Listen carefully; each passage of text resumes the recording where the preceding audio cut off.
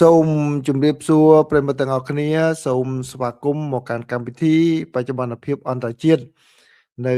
ពេលនេះគឺពេលព្រឹកថ្ងៃប្រហ័សទី28ខែឧសភាឆ្នាំ2026បាទនៅក្នុងប្រទេសកម្ពុជាគឺយប់ថ្ងៃប្រហ័សណាទី28ខែឧសភាដូចគ្នានៅក្នុងកម្មវិធីបច្ចុប្បន្នភាពអន្តរជាតិនៅពេលនេះខ្ញុំសូមដកសង្កព័ត៌មានសំខាន់ចំនួន3មកជម្រាបជូនប្រិយមិត្តទាំងអស់គ្នាគឺពាក់ព័ន្ធជាមួយនឹងកម្ពុជាថៃចិនអាមេរិកហើយនិងវៀតណាមបាទដូច្នេះជារឿងនៅក្នុងតំបន់បាទឥឡូវនេះព័ត៌មានទី1នេះគឺជាសេចក្តីរាយការណ៍របស់សារព័ត៌មានបាងកកប៉ុស្តិ៍តែម្ដងបាងកកប៉ុស្តិ៍នៅថ្ងៃនេះរាយការណ៍លម្អិតបន្ថែមទៀតអំពីជំនួបរវាងលោកសៀស័កភួងគិតកៅជាមួយនឹងរដ្ឋមន្ត្រីក្រសួងការបរទេសរបស់កម្ពុជាលោកប្រាក់សុខុនដោយបាងកកប៉ុស្តិ៍ដាក់ចំណងជើងថាការចរចាអំពីព្រំដែនទឹកជាមួយនឹងប្រទេសកម្ពុជាគឺបរាជ័យបាទគាត់ប្រាប់ពីទាំងអញ្ចឹងតែម្ដងបាទដោយបានផ្ដល់នៅព័ត៌មានលម្អិតបន្ថែមទៀតអំពីបាទការជួបចរចាគ្នានេះបាទហើយព័ត៌មានទី2នេះគឺជាលទ្ធផលនៃជំនួបរវាងរដ្ឋមន្ត្រីក្រសួងការបរទេសកម្ពុជាលោកប្រាក់សុខុនជាមួយនឹងរដ្ឋមន្ត្រីក្រសួងការបរទេសចិនលោកវ៉ាងយីដែលជាប្រធានប្រវេនរបស់ខាងក្រុមប្រឹក្សាសន្តិសុខអង្គការសហប្រជាជាតិបាទភាគីទាំងពីរនេះបាទខ្ញុំដកស្រង់ពីខាងសេចក្តីប្រកាសព័ត៌មានរបស់ខាងក្រសួងការបរទេសចិនមកវិញទេណារូបនេះស្ដារូបពីខាងភាគីចិនមកវិញទេបាទទូយ៉ាងដូចជាអត្ថបទនេះគឺជាប្រិមិត្តមើលឃើញគឺអត្ថបទរបស់ក្រសួងការបរទេសរបស់ចិនបាទនៅខាងកម្ពុជាក៏មានដែរខាងកម្ពុជាក៏មានដែរប៉ុន្តែបាទខ្ញុំចង់ពីខាងចិនដើម្បីឲ្យដឹងថាចិនគាត់និយាយអ្វីខ្លះអំពីជំនួបរវាងមេដឹកនាំអ្នកគេថាអ្នកការទូតកម្ពុជានៃប្រទេសទាំងពីរដោយខ្លឹមសារគឺផ្ដោតទៅលើកិច្ចសហប្រតិបត្តិការហើយក៏មានការនិយាយទៅដល់បញ្ហាព្រំដែនកម្ពុជានិងថៃផងដែរហើយក្នុងនោះក៏មានលោកប្រាក់សុខុនក្នុងពេលអញ្ជើញនៅបរិយាញូវយ៉កនេះក៏បានជួបជាមួយនឹងឧបការីរដ្ឋមន្ត្រីក្រសួងការបរទេសរបស់សហរដ្ឋអាមេរិកដែលបានពិភាក្សាទាក់ទងនឹងបញ្ហារឿងព្រំដែនកម្ពុជាថៃជាមួយនឹងរឿងការបង្ក្រាបល្បែងអនឡាញហើយព័ត៌មានចុងក្រោយទី3គឺជាសេចក្តីរាយការណ៍របស់សារព័ត៌មានបាងកកប៉ុស្តិ៍ទៀតបានឲ្យដឹងថាថៃហើយនិងវៀតណាមគឺបាទពង្រឹងចំណងមិត្តភាពរវាងប្រទេសទាំងពីរឲ្យដល់កម្រិតជាយុទ្ធសាស្ត្រគ្រប់ជ្រុងជ្រោយតែម្ដងរួមជាមួយនឹងការចុះហត្ថលេខាទៅលើកិច្ចព្រមព្រៀងដ៏សំខាន់ចំនួន4បាទនេះគឺជាព័ត៌មានសំខាន់ដែលខ្ញុំចងក្រងសម្រាប់ប្រិយមិត្តទាំងអស់គ្នាបាទនៅក្នុងកម្មវិធីបច្ចុប្បន្នភាពបាទអន្តរជាតិនេះបាទឥឡូវនេះចូលដល់ព័ត៌មានទី1បាទព័ត៌មានទី1នេះគឺជាសេចក្តីរាយការណ៍របស់សារព័ត៌មានបាងកកប៉ុស្តិ៍បាទបាងកកប៉ុស្តិ៍បានរាយការណ៍លម្អិតបន្ថែមទៀតអំពីជំនួបរវាងរដ្ឋមន្ត្រីក្រសួងការបរទេសកម្ពុជាជាមួយនឹងរដ្ឋមន្ត្រីក្រសួងការបរទេសថៃណាកាលពីលើកមុនម្សិលមិញហ្នឹងគឺបានន័យថាត្រូវជាពេលព្រឹកមិញមកនៅកម្ពុជាខ្ញុំបានជម្រាបជូនប្រិមិត្តហើយអំពីសេចក្តីប្រកាសព័ត៌មានរបស់ខាងភាគីកម្ពុជាគឺបានបញ្ជាក់នៅចំហយ៉ាងម៉ឺងម៉ាត់ក្នុងការប្រើប្រាស់នៅគេថាយន្តការនៃការផ្សះផ្សាដោយបង្ខំតាមច្បាប់សមុទ្រអំពីសមុទ្ររបស់អង្គការសហប្រជាជាតិដោយឡែកខាងភាគីថៃវិញគឺបាទมันមានសេចក្តីរាយការណ៍លម្អិតទេបាទដោយនិយាយជាខាងខៅស៊ូតនេះនិយាយច្បាល់ពីខាងលើឥឡូវនេះបាងកកប៉ុស្តិ៍រាយការណ៍លម្អិតបន្ថែមទៀតពីខាងភាគីថៃអញ្ចឹងខ្ញុំសូមដកស្រង់ពីខាងភាគីថៃដើម្បីផ្ទៀងផ្ទាត់មើលតើដូចគ្នាឬក៏មានអ្វីបន្ថែមទៅនឹងភាគីអ្វីដែលភាគីកម្ពុជាបានលើកឡើងបាទដូច្នេះតើយើងមើលទាំងសងខាងអញ្ចឹងបើយើងអាចមើលគ្រប់រូបភាពទាំងអស់អំពីបញ្ហាមួយបាទឥឡូវនេះបើយោងតាមសេចក្តីរាយការណ៍របស់សារព័ត៌មានបាងកកប៉ុស្តិ៍បានឲ្យដឹងថាគាត់ចាប់ផ្ដើមឡើងចេញមកគឺគេថា lead របស់គាត់ណាតបparagraph ដើមរបស់គាត់ថាខណ្ឌដើមរបស់គាត់គឺដាក់ថាមិនមានកិច្ចព្រមព្រៀងណាមួយត្រូវបានសម្រេចបានទេក្នុងអំឡុងពេល នៃការចរចាទ្វេភាគីជាមួយនឹងប្រទេសកម្ពុជានេះបើយោងតាមការបញ្ជាក់របស់រដ្ឋមន្ត្រីក្រសួងការបរទេសថៃលោកស៊ីហស័កភួងគិតកែវបាទគាត់និយាយចឹងមកបាទបន្ទាប់ពីទីក្រុងបាងកកបានសម្រេចលុបចោល MOU ឆ្នាំ2001ឬក៏នៅខាងភាគីថៃហៅថា MOU 44ស្ដីអំពីការទាមទារត្រួតស៊ីគ្នានៅលើព្រំដែនសមុទ្រកិច្ចប្រជុំជាមួយនឹងសមាភាគីកម្ពុជាគឺលោកប្រាក់សុខុនបានកាត់មានឡើងនៅឯទីស្នាក់ការរបស់អង្គការសហប្រជាជាតិនៅក្នុងបូរីញូវយ៉កដែលនោះគឺជាការជួបចរចាជាលើកដំបូងដោយផ្ទាល់រវាងភាគីទាំងពីរចាប់តាំងពីនាយករដ្ឋមន្ត្រីថៃលោកអនុทิនឆាន់វីរគុលបានជួបជាមួយនឹងនាយករដ្ឋមន្ត្រីកម្ពុជាលោកហ៊ុនម៉ាណែតនៅក្នុងអំឡុងពេលកិច្ចប្រជុំកំពូលរបស់អាស៊ាននៅទីក្រុងសេប៊ូបន្ទាប់ពីការលុបចោលនៅ MOU លេខ44ឬឆ្នាំ2001គឺខាងមេដឹកនាំកម្ពុជាបាននិយាយថាគឺកម្ពុជានឹងប្រើប្រាស់នៅការដោះស្រាយបញ្ហានេះក្រោមយន្តការផ្សះផ្សាទំនាស់ដោយបង្ខំក្រមច្បាប់របស់អង្គការសហប្រជាជាតិគឺនីតិសមុទ្រស្ដីអំពីអនុសញ្ញានីតិសមុទ្ររបស់អង្គការសហប្រជាជាតិដែលហៅថា UNCLOS ដើម្បីដោះស្រាយចំនួនព្រំដែនទឹកជាមួយនឹងប្រទេសថៃនិងកម្ពុជាគឺជាភាគីទាំងភាគីនៃកិច្ចព្រមព្រៀង UNCLOS ដែលផ្ដល់នៅក្របខ័ណ្ឌផ្លូវច្បាប់សម្រាប់ការអភិបាលទៅលើដែនសមុទ្រក៏ដូចជាការប្រើប្រាស់នៅច្បាប់ទម្លាប់អន្តរជាតិនានាស្របតាមនឹងយន្តការថ្មីផ្លូវច្បាប់បាទបើទោះបីជាបើមិនមានកិច្ចព្រមព្រៀងទ្វេភាគីក៏ដោយបាទដូច្នេះគឺច្បាប់នេះវាគ្រប់គ្រាន់សម្រាប់ដោះស្រាយបញ្ហាសារព័ត៌មានបាងកកបានរាយការណ៍បន្ថែមថាលោកសៀស័កបាននិយាយថាកិច្ចពិភាក្សាជាមួយនឹងលោកប្រាក់សុខុនគឺមានគោលបំណងដើម្បីរក្សាការសន្ទនាគ្នានិងធ្វើឲ្យប្រសើរឡើងនៅបរិយាកាសទោះបីជាយ៉ាងណាក៏ដោយភាគីទាំងពីរនៅតែមិនអាចសម្រេចបានការសម្រេចបាទព្រមព្រៀងចុងក្រោយស្ដីអំពីអនាគតនៃក្របខ័ណ្ឌសម្រាប់ការចរចាគ្នានៅឡើយនោះទេនេះបើតាមការបញ្ជាក់របស់លោកសៀសាបាទគឺបញ្ហាតាក់ទងជាមួយនឹងបាទបញ្ហាជាច្រើនបាទលោករដ្ឋមន្ត្រីបានលើកឡើងថាគឺមានការយល់ច្រឡំគ្នាបាទនៅតែមាននៅឡើយទេបាទដោយកត់សម្គាល់ថាប្រទេសកម្ពុជាហាក់ដូចជាបានបកស្រាយនៅការសម្រេចចិត្តរបស់ទីក្រុងបាងកកក្នុងការលុបចោល MOU នោះថាជាការប៉ុនប៉ងក្នុងការកិច្ចចេញពីការចរចាគ្នាលោកសៀស័កបានបន្ថែមថាការលុបចោលនោះគឺមិនមានគោលបំណងដូចនោះទេគឺមានគោលបំណងដើម្បីបង្កើតនៅក្របខ័ណ្ឌថ្មីមួយទៀតបន្ទាប់ពី MOU 44នេះមិនបានរីកចម្រើនទៅមុខទេបន្ទាប់ពីបានចុះហត្ថលេខាអស់រយៈពេលជាង2ទសវត្សរ៍មកហើយកាលៈទេសៈនានាក៏បានផ្លាស់ប្ដូរផងដែរចាប់តាំងពីកិច្ចព្រមព្រៀងនោះទៅបានចុះហត្ថលេខាបាទជាពិសេសក្រោយពីប្រទេសកម្ពុជាបានក្លាយទៅជាសមាជិកនៃ UNCLOS នេះបើតាមការបញ្ជាក់របស់លោករដ្ឋមន្ត្រីបានបន្ថែមទៀតថាជំហររបស់ប្រទេសថៃគឺការពិភាក្សាទ្វេភាគីគួរតែបន្តមុនពេលភាគីណាមួយសម្រាប់ប្រើប្រាស់នៅការយន្តការនៃការដោះស្រាយទំនាស់ដោយបង្ខំដែលជាដំណាក់កាលមួយពាក់ព័ន្ធជាមួយនឹងភាគីខាងក្រៅសារព័ត៌មានបាងកកប៉ុស្តិ៍បានបន្ថែមទៀតថាលោកសៀស័កក៏បានបញ្ជាក់ថាភាគីទាំងពីរប្រហែលជាអាចនឹងបាទសម្រេចបាននៅការយោគយល់គ្នាទៅវិញទៅមកតាមរយៈការចរចាដោយផ្ទាល់ក្រោមច្បាប់សំទោសក្រោមច្បាប់ UNCLOS នេះដោយមិនចាំបាច់ប្រើយន្តការផ្សះផ្សានោះទេបាទបើតាមការបញ្ជាក់របស់ខាងបាងកកប៉ុស្តិ៍បានឲ្យដឹងថានៅក្រោមឧបសម្ព័ន្ធទី5នេះគឺជាអ្វីដែលប្រិយមិត្តតែងតែសួរណាបាទបាងកកប៉ុស្តិ៍គាត់ថានៅក្រោមឧបសម្ព័ន្ធទី5ផ្នែកទី2នៃ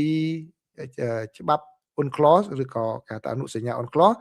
គឺយន្តការផ្សះផ្សាទំនាស់ដោយបង្ខំនេះ អាចចាប់ផ្ដើមដំណើរការបានដោយឯកតោភាគីបាទប្រសិនបើចំនួននោះជាពិសេសតាក់ទងជាមួយនឹងបញ្ហាព្រំដែនសមុទ្រការនេសាទឬក៏ការសិក្សាស្រាវជ្រាវបែបវិទ្យាសាស្ត្រគឺมันអាចដោះស្រាយបានតាមរយៈការចរចាគ្នានោះទេលោកសៀស័កបាននិយាយថាប្រទេសកម្ពុជាក៏បានជំរុញឲ្យមានកិច្ចប្រជុំនៅគណៈកម្មការព្រំដែនចម្រុះគឺ JBC ផងដែរដែលជាការត្រួតពិនិត្យមើលទៅលើការកំណត់ខណ្ឌសីមាព្រំដែនគោករវាងប្រទេសទាំងពីរក្នុងអំឡុងកិច្ចចរចានោះបាទចឹងបានន័យថាក្នុងអំឡុងកិច្ចចរចានោះគឺកម្ពុជាក៏បាននិយាយអំពីបញ្ហានឹងផងដែរបាទលោកបាននិយាយថាប្រទេសថៃនៅតែបើកចំហឲ្យមានការពិភាក្សាគ្នាក៏ប៉ុន្តែបានសម្ដែងនៅការជឿជាក់ថាការចរចាកម្រិតបច្ចេកទេសគឺជារឿងចាំបាច់ជាមុនសិនក្នុងការបង្កើតនៅក្របខ័ណ្ឌមួយថ្មីសម្រាប់ធ្វើបច្ចុប្បន្នភាពឲ្យការចរចាគ្នាបាទបើតាមប្រសាសន៍ដើមរបស់លោកសៀស័កគឺគាត់បញ្ជាក់ថាការកំណត់ខណ្ឌសីមាគឺមិនមែនតែជាបញ្ហាតែមួយទេគឺនៅមានបញ្ហាតាក់ទងជាមួយនឹងសន្តិសុខព្រំដែនការសហការគ្នាឆ្លងកាត់ព្រំដែនក៏ត្រូវយកមកពិភាក្សាផងដែរដែលបញ្ហាទាំងអស់នេះគឺมันអាចដោះស្រាយបានតែតាមរយៈយន្តការបច្ចេកទេសមួយតែប៉ុណ្ណោះទេបាទនេះគឺជាអ្វីដែលសារព័ត៌មានបាងកកប៉ុស្តិ៍បានរាយការណ៍អញ្ចឹងប្រិមិត្តដែលបានស្ដាប់ការចែករំលែករបស់ខ្ញុំកាលពីព្រឹកមិញដោយផ្អែកទៅលើភាគីកម្ពុជាគឺបានបន្ថែមទៀតអ្វីដែលបន្ថែមហ្នឹងគឺបាទខាងថៃគាត់បានទទួលស្គាល់ថាគាត់មិនបាននេះជាមតិផ្ទាល់ខ្លួនខ្ញុំឯណាបាទខាងថៃគាត់ទទួលស្គាល់ថាគាត់មិនអាចបញ្ចុះបញ្ចូលកម្ពុជាបានទេបាទគាត់លួងលោមមិនបានទេគឺកម្ពុជាបានសម្រេចប្រើយន្តការនឹងដោយដាច់ណាត់តែម្ដងដោយដែលខ្ញុំបានជម្រាបនៅក្នុងសេចក្តីប្រកាសព័ត៌មាននឹងគឺបើយើងមើលសេចក្តីប្រកាសព័ត៌មាននឹងយើងដឹងថា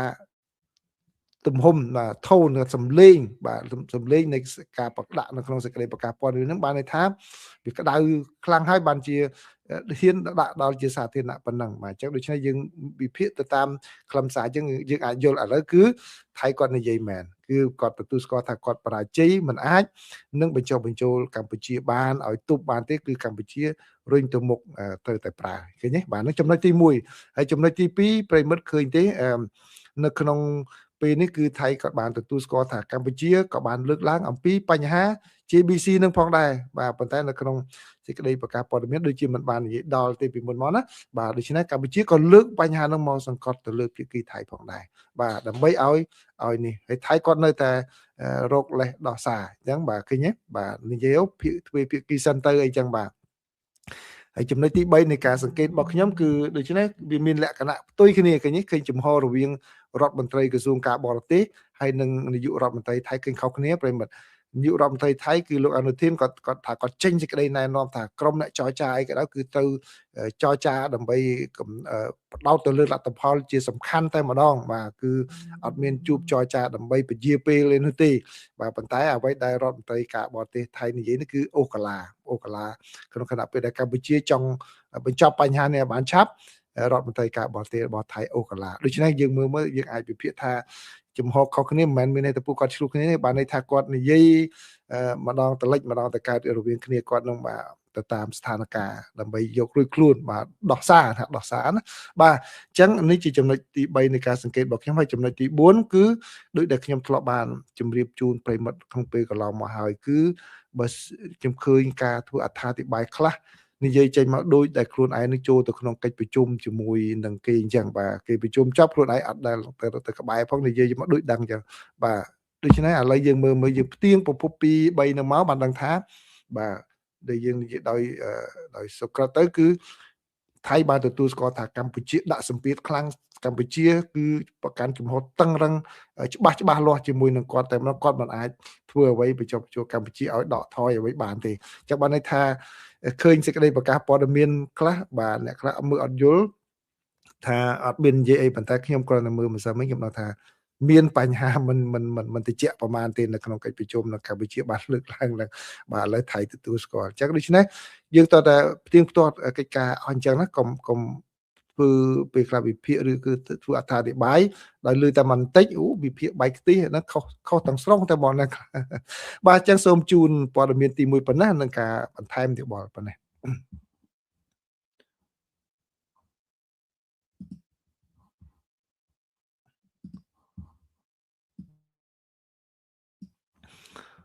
បាទព័ត៌មានទី2នេះគឺជាជំនួបរវាងលោកវ៉ាងយីជាមួយនឹងលោកប្រាក់សុខុនណាបាទរដ្ឋមន្ត្រីក្រសួងការបរទេសនៃប្រទេសទាំងពីរហ្នឹងបាទខ្ញុំសូមដកសងពីខាងភាគីចិនណាគាត់បានប្រកាសហើយខាងភាគីកម្ពុជាក៏ខ្ញុំនឹងដកសងដែរគឺមានសេចក្តីប្រកាសព័ត៌មានផងដែរ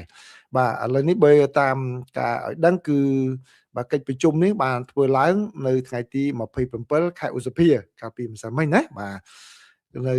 រវាងរដ្ឋមន្ត្រីក្រសួងការបរទេសរបស់ចិនជាមួយនឹងកម្ពុជាហ្នឹងហើយលោកវ៉ាងជីដោយដែលខ្ញុំធ្លាប់បានជម្រាបប្រិមត្តមួយចំនួនដឹងហើយគឺលោកមានជារដ្ឋមន្ត្រីក្រសួងការបរទេសផងហើយលោកជាសមាជិកការិយាល័យនយោបាយមជ្ឈិមបកធំណាបាទ Politburo ហ្នឹងបាទគឺធំណាស់សម្រាប់ប្រទេសចិនណាហើយគាត់បានជួបហ្នឹងគឺមានកិច្ចពិភាក្សាច្រើនចំណុចបាទប៉ុន្តែខ្ញុំសូមដកសងចំណុចខ្លះៗគឺបាទគឺតកតងជាមួយនឹងការដែលកម្ពុជាហើយនិងថៃសំទោសកម្ពុជាហើយនិងចិនគឺនៅបញ្ញាដើម្បីលើកតម្កើងនៅធម្មនុញ្ញរបស់អង្គការសហប្រជាជាតិតកតងជាមួយនឹងការអនុវត្តការងារពហុភាគីបាទគឺផ្ដល់ទូនាទីឲ្យបានត្រឹមត្រូវដល់អង្គការសហប្រជាជាតិក៏ដូចជាច្រានចោលនៅទូនាទីនៃការនិយាយបង្ខិតបង្ខំដោយឯកតោភាគីបាទនេះគឺជាអ្វីដែលខាងភាគីចិនបាននិយាយអញ្ចឹងណាបាទគឺហើយនៅក្នុងនោះគឺក្នុងតកតងជាមួយនឹងទំនាក់ទំនងរវាងកម្ពុជាហើយនិងចិនវិញគឺបាទខាងចិនក៏ថាគឺនៅរក្សានៅសំទុះនៅទំនាក់ទំនងនឹងឲ្យកាន់តែខ្លាំងដោយក្នុងពេលកន្លងមកគឺមានកិច្ចប្រជុំគេថា2+2រវាងដៃគូជាយុទ្ធសាស្ត្រនេះគឺរវាងរដ្ឋមន្ត្រីក្រសួង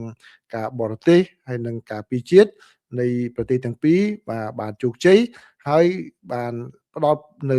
សារៈសំខាន់បានផ្ដល់នៅសារៈសំខាន់ថានឹងព្រមព្រៀងគ្នាដំឡើងទៅដល់ការពិភាក្សា 3+3 គឺបានន័យថាមានបញ្ចូលខាងផ្នែកសន្តិសុខគឺរដ្ឋមន្ត្រីក្រសួងមហាផ្ទៃបញ្ចូលមួយទៀតបាទអញ្ចឹងដូច្នេះនេះគឺជាការមួយដែលខាងភាគីថៃសំទោសភាគីចិនហើយនិងភាគីកម្ពុជាក៏បានលើកឡើងផងដែរហើយក្រសួងការបរទេសរបស់ចិនបានបញ្ជាក់ថាគឺប្រទេសចិនទៅត្រៀមខ្លួនជាស្រេចហើយនៅក្នុងការពង្រឹងស៊ីជម្រៅបន្ថែមទៀតនៅកិច្ចសហប្រតិបត្តិការជាយុទ្ធសាស្ត្រគ្រប់ជ្រុងជ្រោយជាមួយនឹងកម្ពុជាដោយថែរក្សានៅការផ្លាស់ប្ដូរប្រតិភូកម្រិតខ្ពស់នៅក្នុងការសហប្រតិបត្តិការទៅលើផ្នែកពាណិជ្ជកម្មធម្មពលនិងការអនុវត្តច្បាប់ហើយនិងការភ្ជាប់ទំនាក់ទំនងក៏ដូចជាការពង្រឹងនៅកិច្ចសហប្រតិបត្តិការសម្របសម្រួលនិងបាទកសាងនៅសហគមន៍របស់កម្ពុជានិងចិនមួយដែលនឹងមានជោគវាសនាអនាគតរួមបាទនេះគឺខាងភាគីចិនបាទគាត់និយាយអំពីការជួបប្រជុំនេះហើយនៅក្នុងសេចក្តីរាយការណ៍នោះក៏បានឲ្យដឹងបន្ថែមទៀតថាគឺលោកប្រាក់សុខុននោះក៏បានបញ្ជាក់អំពីការសប្បាយរីករាយដែលបានចូលរួមនៅក្នុងកិច្ចប្រជុំដែលនៅក្នុងការសហប្រជាជាតិតាមការអញ្ជើញរបស់ចិននេះបាទហើយខាង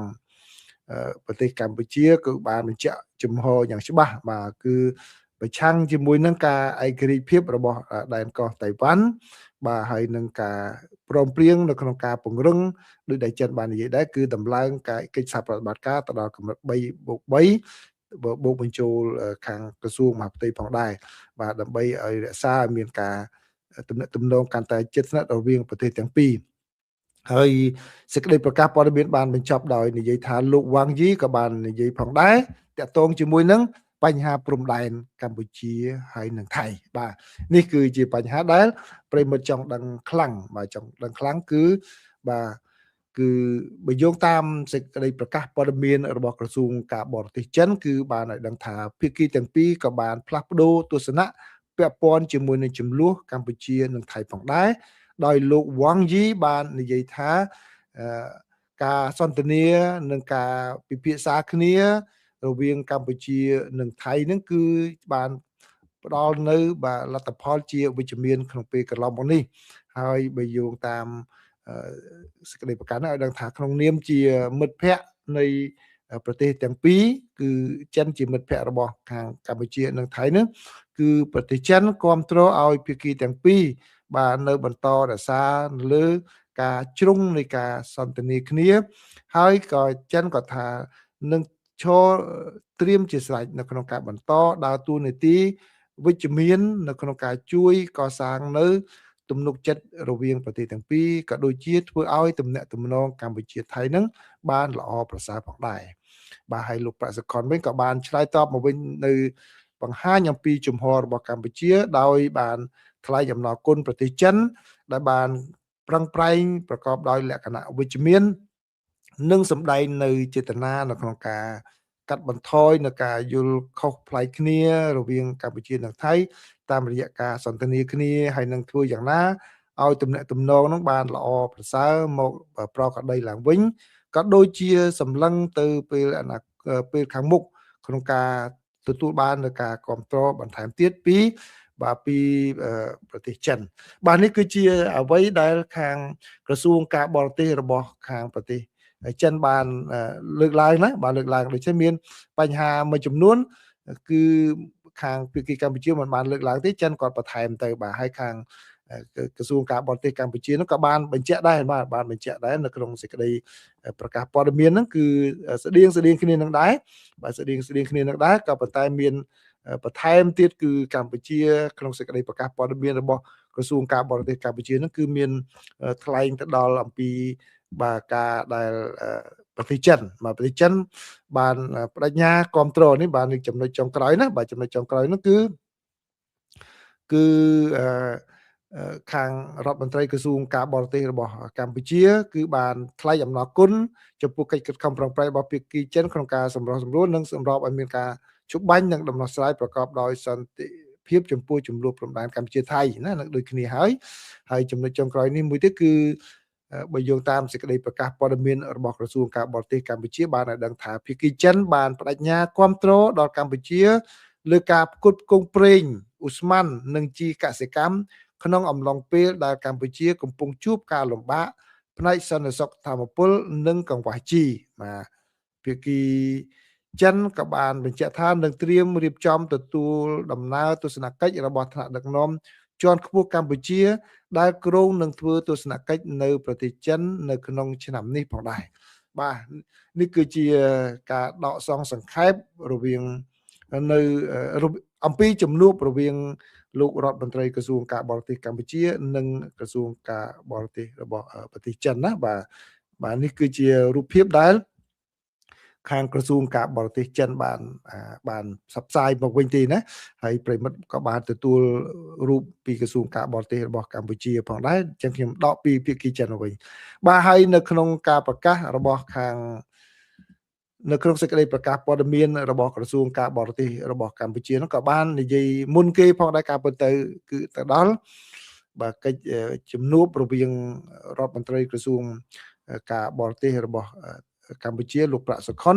ជាមួយនឹងលោកឧបការីរដ្ឋមន្ត្រីក្រសួងការបរទេសរបស់សហរដ្ឋអាមេរិកគឺលោក December ណានៅក្នុងកិច្ចរូបភាពនេះគឺបានបង្ហាញហើយនៅក្នុងនេះគឺ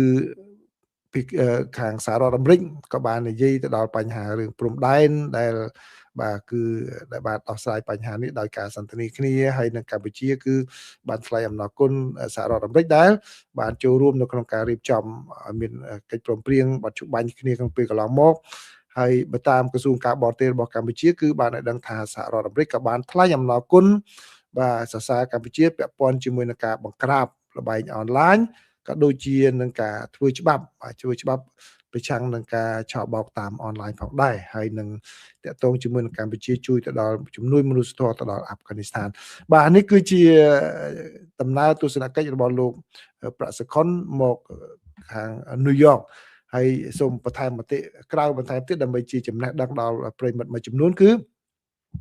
ដោយដែលខ្ញុំបានធ្លាប់បានជម្រាបក្នុងពេលកន្លងមកអញ្ចឹងបាទប្រិមិត្តខ្លះដឹងដែរប៉ុន្តែมันបានចាប់អារម្មណ៍គឺពេលដែលរដ្ឋមន្ត្រីការបរទេសឬក៏ប្រតិភូអីចេញមកក្រៅម្ដងអញ្ចឹងគេមិនមែនមកតែប្រជុំទៅលើ កិច្ចប្រជុំជាមួយនឹងអង្គការសហប្រជាជាតិនឹងមួយទេគឺមានកិច្ចប្រជុំអមផ្សេងទៀតឃើញទេនៅក្នុងបើយោងតាមសេចក្តីប្រកាសព័ត៌មានរបស់ខាងក្រសួងការបរទេសកម្ពុជានឹងគឺមានជំនួបរហូតដល់9ឯណោះបាទ9ឯណោះមានតាំងពីជួបជាមួយនឹងអង្គការសហប្រជាជាតិជួបជាមួយនឹងបាទចិនបាទហើយនឹងជួបជាមួយនឹងខាងសហរដ្ឋអាមេរិកអាល្លឺម៉ង់ជាមួយនឹងថៃនឹងបាទអញ្ចឹងគឺគេឆ្លៀតឱកាសធ្វើកិច្ចការអញ្ចឹងហ្នឹងឯងគេថាបាទអ្នកការទូតនោះបាទសឹងតែរកពេលទទួលទានអាហារអត់បានទេបាទគឺជាប់ប្រចាំជាប់ជានិច្ចអញ្ចឹងគូក្បាលនោះវិលរហូតដល់រឿងទៅដឹងទាំងអស់រឿងកិច្ចការបរទេសហ្នឹងបាទហ្នឹងហើយរបៀបនៃការធ្វើការអញ្ចឹងខ្ញុំអ្នកដែលបងណាមានបទពិសោធន៍ហ្នឹងក៏ដឹងហើយប៉ុន្តែខ្ញុំគាត់នៅចង់ជម្រាបទៅដល់ក្មួយដែលគាត់នៅក្មេងមិនទាន់បានដឹងអំពីកិច្ចការហ្នឹងគឺអញ្ចឹងបាទគឺអញ្ចឹងគឺមានកិច្ចការរវល់ខ្លាំងណាស់បាទរវល់ខ្លាំងណាស់បាទព័ត៌មានចុងក្រោយព័ត៌មានទី3នេះគឺត្រឡប់មកសេចក្តីរាយការណ៍របស់សារព័ត៌មានបាងកកប៉ុស្តិ៍វិញម្ដងបាទបើយោងតាមសេចក្តីរាយការណ៍របស់បាងកកប៉ុស្តិ៍ឲ្យដឹងថាគឺប្រទេសថៃនិងប្រទេសវៀតណាមឥឡូវនេះបានព្រមព្រៀងគ្នានៅក្នុងការដំឡើងនៅទំនាក់ទំនងទ្វេភាគីរវាងប្រទេសទាំងពីរនេះទៅដល់កម្រិតមួយគេហៅថាដៃគូជាយុទ្ធសាស្ត្រគ្រប់ជ្រុងជ្រោយតែម្ដងក្នុងខណៈពេលដែលប្រទេសទាំងពីរនេះគឺប្រារព្ធខួបលើកទី50នៃទំនាក់ទំនងការទូតរវាងប្រទេសទាំងពីរបាទហើយក្នុងអំឡុងពេលនៃការដំណើរទស្សនកិច្ចរបស់លោកតូឡាំដែលជាមេដឹកនាំនៃប្រទេសវៀតណាមទៅប្រទេសថៃហ្នឹងគឺមានកិច្ចព្រមព្រៀងសំខាន់ចំនួន4បាទដើម្បីសហប្រតិបត្តិការរវាងប្រទេសទាំងពីរត្រូវបានចុះហត្ថលេខាគឺមានពាក់ព័ន្ធជាមួយនឹងបញ្ហាសេដ្ឋកិច្ចបច្ចេកវិទ្យាអប់រំនិងឧស្សាហកម្មបាទខាងផ្នែកអាកាសចរបាទហើយនាយករដ្ឋមន្ត្រីថៃគឺលោកអនុทิន ឆាន់វីរកុលបានថ្លែងនៅថ្ងៃព្រហស្បតិ៍នេះដោយស្វាគមន៍បាទលោកតូឡាំដែលជាអគ្គលេខាធិការនៃគណៈបកកុម្មុយនីសវៀតណាមហើយក៏ជាប្រធានាធិបតីបាទគាត់កាន់តំណែង2នឹងម្នាក់ឯងតែម្ដងបាទហើយមានដឹកនាំទាំងពីរហ្នឹងគឺបានមើលជាសាក្សីនៃកិច្ចព្រមព្រៀងនោះហើយគឺកិច្ចព្រមព្រៀងហ្នឹងគឺមានការទី1គឺកិច្ចសហប្រតិបត្តិការគ្រប់ជ្រុងជ្រោយទៅលើផែនការសកម្មភាពសម្រាប់ឆ្នាំ2026និង2031បាទកិច្ចសហប្រតិបត្តិការទៅលើវិទ្យាសាស្ត្របច្ចេកវិទ្យានិងការច្នៃប្រឌិតរវាងទីភ្នាក់ងារនៃប្រទេសទាំងពីរហើយនឹងក៏មានលទ្ធភាពនៃការសិក្សាអំពីការថែរក្សាយន្តហោះនិងជួសជុលយន្តហោះនៅក្នុងមជ្ឈមណ្ឌលអូតាប៉ាវបាទអាកាសយានដ្ឋានអូតាប៉ាវបាទរវាងក្រុមហ៊ុនយន្តហោះ Eastern Economic បាទរវាងការិយាល័យនៃទំនាក់ទំនងពាណិជ្ជកម្មខាងផ្នែកប្រចាំខាងកើតជាមួយនឹងក្រុមហ៊ុនVietjet របស់វៀតណាមផងដែរបាទមានកិច្ចសហប្រតិបត្តិការក៏ដូចជាជាមួយនឹងសាកលវិទ្យាល័យ Khon Kaen របស់ប្រទេសថៃបាទនេះគឺជាការពង្រឹងទំនាក់ទំនងរវាងថៃហើយនិងក្នុងប្រទេសវៀតណាមណាបាទហើយបន្ទាប់ពីបើយោងតាមសេចក្តីរាយការណ៍របស់បាងកកប៉ុស្តិ៍ឲ្យដឹងថាបន្ទាប់ពី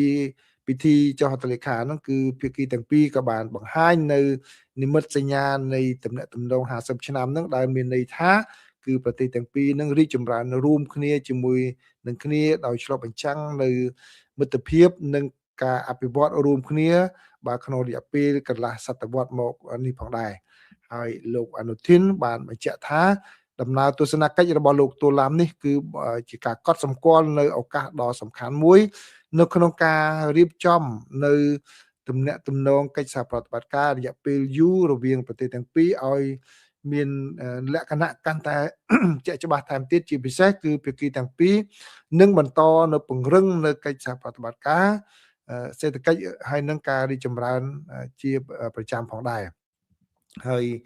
នាយករដ្ឋមន្ត្រីថៃគឺហើយនិងវៀតណាមក៏បានព្រមព្រៀងគ្នាពង្រឹងខាងកិច្ចសហប្រតិបត្តិការខាងផ្នែកសន្តិសុខការពារជាតិនិងការបង្ក្រាបនៅការបាទអក្រិតកម្មឆ្លងដែនជាពិសេសគឺល្បែងអនឡាញហើយនឹងការនេសាទខុសច្បាប់ក៏ដូចជាការប្រើប្រាស់ទឹកដីរបស់ប្រទេសទាំងពីរនេះប្រឆាំងនឹង និងសកម្មភាពនយោបាយប្រឆាំងណាមួយបាទនេះគឺជាសេចក្តីរាយការណ៍របស់បានកកប៉ុណ្ណាបាទហើយសូមបញ្ចូលមតិបន្តិចអញ្ចឹងដូចតែខ្ញុំបានជម្រាបប្រិមិត្តក្នុងពេលកន្លងមកអញ្ចឹងគឺបាទប្រទេសកម្ពុជានឹងស្ថិតនៅចន្លោះកណ្ដាលនៃប្រទេសធំទាំងពីរណាវៀតណាមហើយនិងថៃនឹងបាទអញ្ចឹងហើយការធ្វើគោលនយោបាយអ្វីក៏ដោយការនិយាយស្ដីអ្វីក៏ដោយបើយើងអ្នកធម្មតាយើងនិយាយមិនអីទេណាបើអ្នកនយោបាយការធ្វើគោលនយោបាយនិយាយអីក៏ដោយទៅប្រយ័ត្នណាបាទយើងមិនអាចនឹងម្នាក់ឯងទូចហ្នឹងគឺម្ដងបកបញ្ហាចំនួនជាមួយនឹងសៀមផងម្ដងបកចំនួនជាមួយនឹងថៃជាមួយវៀតណាមផងបាទគឺបើអុចអាលឲ្យមានចំនួនជាមួយនឹងសៀមមិនទាន់ចប់ផងបាទររឿងជាមួយនឹងខាងវៀតណាមទៀតបាទគឺត្រូវមានលក្ខណៈយុទ្ធសាស្ត្រនៅក្នុងការធ្វើកិច្ចការអីក៏ដោយនិយាយអីក៏ដោយធ្វើគោលនយោបាយក៏ដោយបាទពីព្រោះអីយើងមើលតែចំនួនប្រជាពលរដ្ឋមកនៃប្រទេសទាំងពីរហ្នឹងគឺបាទគឺគេច្រើនជាងយើងខ្លាំងសេដ្ឋកិច្ចក៏យើងគេខ្លាំងជាងខាងយោធាក៏ខ្លាំងបាទបើវៀតណាមវិញយោធាវៀតណាមបាទច្រើនណាស់បាទគឺកម្លាំងខ្លាំងបាទមិនមែនសរសើរខាងគេប្រអាប់ខ្មែរប៉ុន្តែយើងទៅមើលឈលលើការពិតអញ្ចឹងគឺបាទយើងទៅធ្វើអ្វីក៏ដោយមានលក្ខណៈវិឆ្លាតបាទដើម្បីឲ្យយើងអាចរស់នៅជាមួយគេបានគឺយើងមិនអាចនឹងដើរបកបញ្ហាខាងលិចផងខាងកើតផងគ្រប់ពេលវេលានោះទេបាទអញ្ចឹងសូមអរគុណប្រិយមិត្តទាំងអស់គ្នាដែលបានចូលមកទទួលយកនៅ